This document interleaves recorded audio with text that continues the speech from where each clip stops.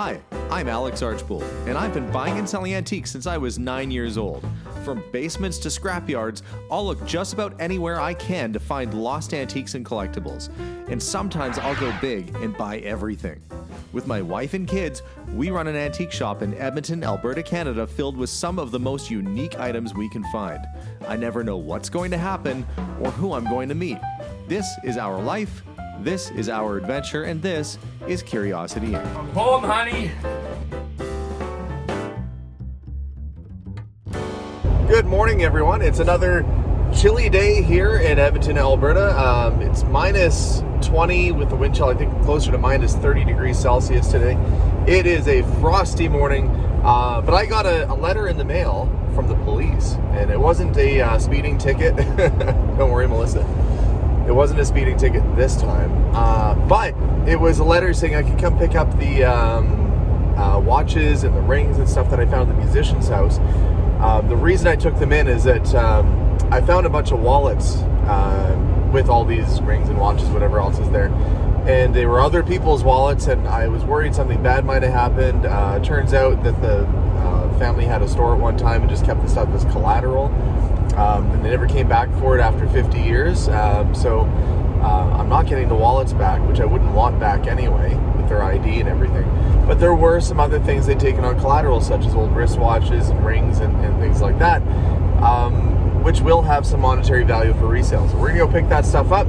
I've got a bunch of errands I have to run today. In fact, I'm really worried I won't have time to get it all done before I open the store. But here's hoping all goes well. And off to the police station we go.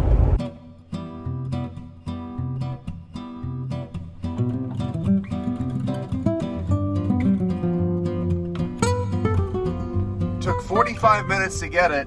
Hopefully it's worthwhile. There's my box of evidence. So far it looks like just a bunch of junky watches. Well, we'll dig through that at the shop and see what there is inside.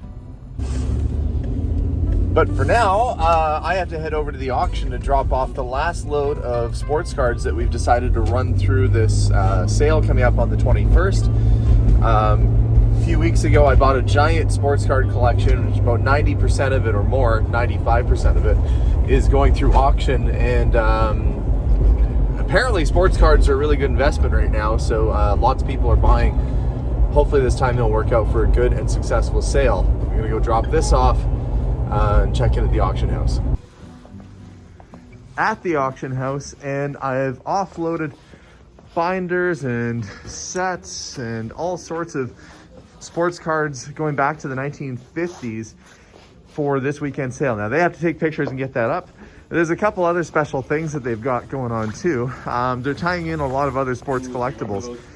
And this pool table is kind of neat. This is actually, you can see it's Edmonton Whaler colors, which is our home team here. Wayne Gretzky, of course, played on the Whalers. But this is Leon Draisaitl's actual table from his basement.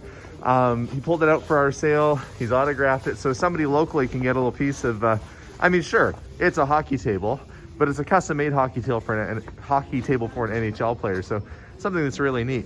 And everybody remembers these Super Checks bubble hockey games. I mean, they're so cool. I remember playing these with my brother. But that's going up the same time as our auction on the 21st, and I think all the proceeds from this are going to charity. So lots of fun stuff should be happening. Now, on to stop number 2 to get my way out the door. All right, I got to the shop with 5 minutes to spare, just making sure all the lights are turned on and that we're ready to go, because oftentimes as soon as those doors open, it's busy nonstop until the end of the day. I went to the bank, I went to the post office. I think I got everything checked off of my list today, but now I've got to offload the car and see what was in the box that I got from the police depot that came from the musician's house. And also I have a pile of stuff on the floor that needs to get put away. In the meantime though, I can hear my phone ringing, so I best answer that. This is my pile of stuff I picked up the other day. I had a call that somebody had a hoarder house, a hoarding situation. It ended up actually not being so bad. So their idea of hoarding was different than mine. But we did find a few old toys. Like this is a 1960s dancing, it's a dance arena. So you kind of hold her little hat and she dances around, and kind of a rare little piece. And especially nice to have it with the original box. Now, hopefully the batteries were not left inside because that can cause some real damage. But I'm going to take her out of the box to see what kind of shape she's in. Well, other than needing her hairbrush, she is all complete with the accessories and the instructions, but there is one problem. Bum, bum, bum. Her arm is broken, and that is kind of a major problem, especially when it comes to a toy like this. Now, although it is probably repairable, it's definitely going to affect the value. It's a shame because it still has the box, but there was some other fun stuff too. As expected, as soon as I open the doors, it gets busy. I have not even had a chance to go through all the toys and stuff on the floor over there. But remember all the G.I. Joes I bought the other day? Well, I just had a customer walk in who's going to buy all of it. And all of my Ghostbuster sets sold. I have to get those packed up and shipped out right away here. So I'll be down to the Ninja Turtle stuff, which is good. It's a good seller. This, again, surprisingly, the blank figure ended up being worth about $600 to $900 even loose. Apparently, this was a major plot point in the whole movie, is that who was the blank, who's the blank? Well, if you bought the figure before the movie came out, you'd see it was Madonna. And so they pulled them from the shelves. They only sold them at Sears Canada, and mint in package, that thing's worth $2,000. And here, I've got one in with this stuff. But I was surprised. We had mail for Bob the Bottle Man, and here, Bob happens to be here. So Bob, there you go. I have no idea. I'm gonna guess it's a bottle for you. So you're gonna have to open that up and let us know what it is. I sure will. Okay, well that was great. All of the G.I. Joe stuff has sold. All of the Cops and Crooks sets that I had have sold. I'm just down to the Teenage Mutant Ninja Turtles.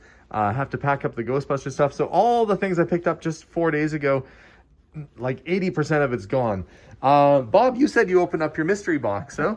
So what did somebody send you? Well, this is from one of your subscribers. I'll just say his first name is Colin. Okay, so Colin sent you a mystery box, and he sent me a letter with it, but he came across a 6-pack of Wink. Canada Dry Wink. But this is one of those no deposit, no return soda bottles. So it's a little bit more rare than your average bottle? A little more rare. This still has the label on it, which is tough to find. Usually this is long ripped off. And it's one I don't have. Great condition, no chips, cracks.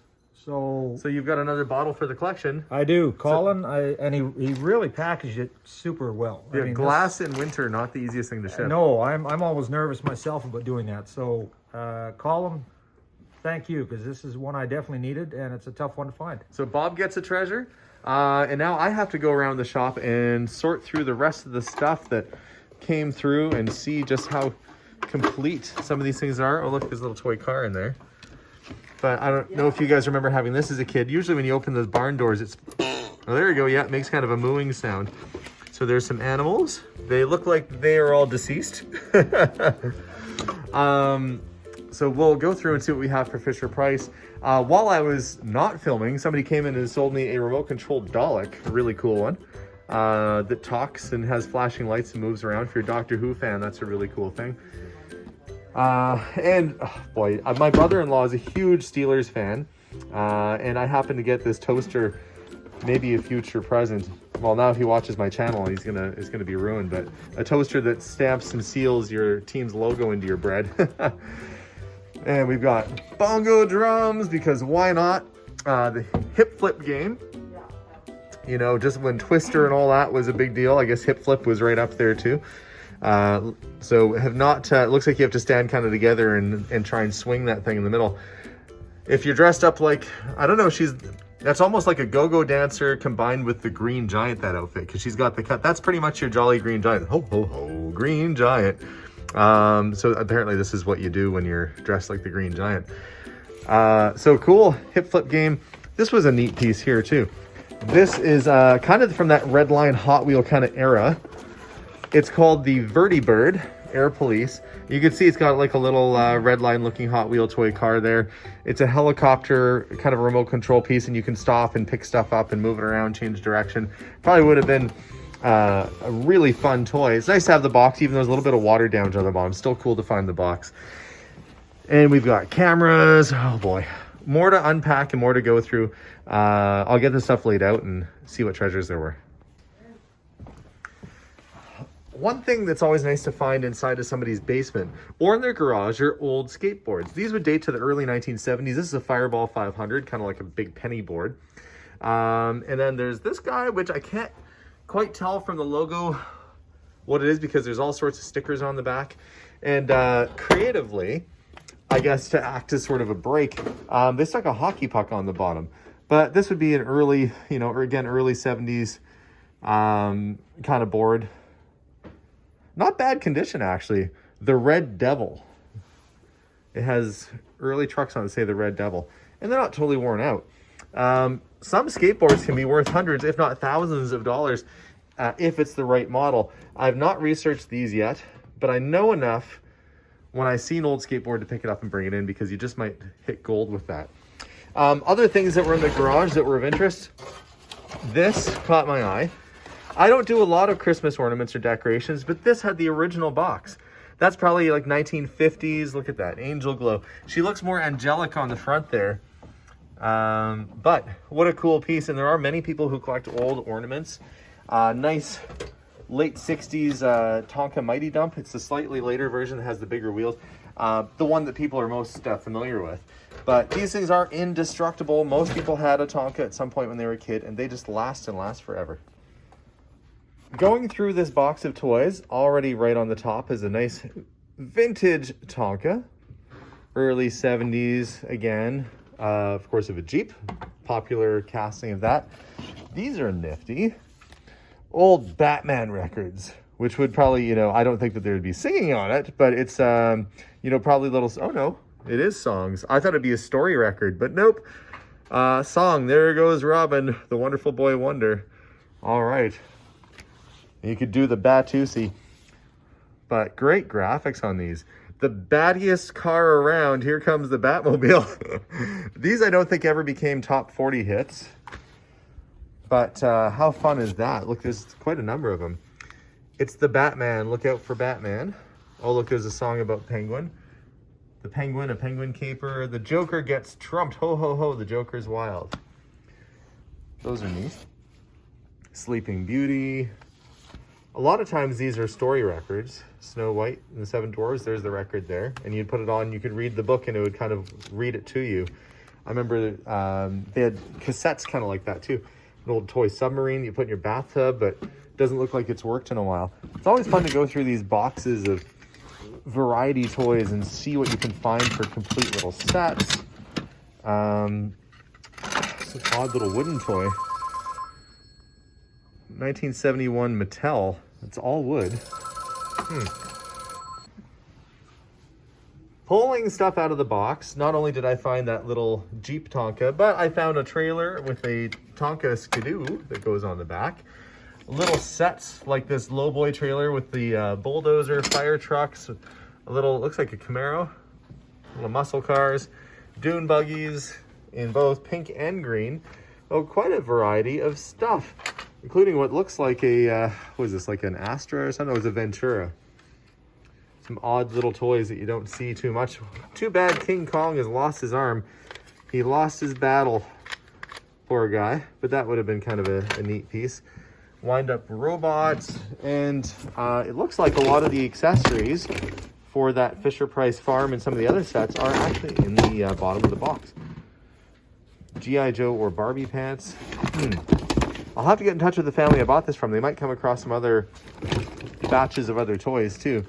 A little walking spaceman. He's missing his battery pack cover off the back, but I guess if you'd put batteries in there, the idea was he'd walk along and go get into his space capsule. Of course, in the late 60s, space was a huge deal. Not that it's not a big deal now. I mean, hey, where would we be without it? But going to the moon was such a, you know, it was everywhere.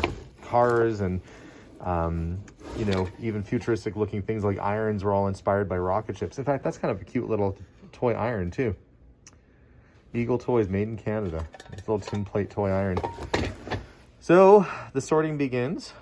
At least I don't have to sort through all that G.I. Joe stuff. That's all gone. But I sure have to get this price and put away before the end of the day. Most of the things are put away. I was digging inside the box for a hip flip here because you never know when other things are jammed inside. And I found this the Christmas bow. So I guess it wasn't that popular of a game with the family because the Christmas paper and wrapping is still inside the box.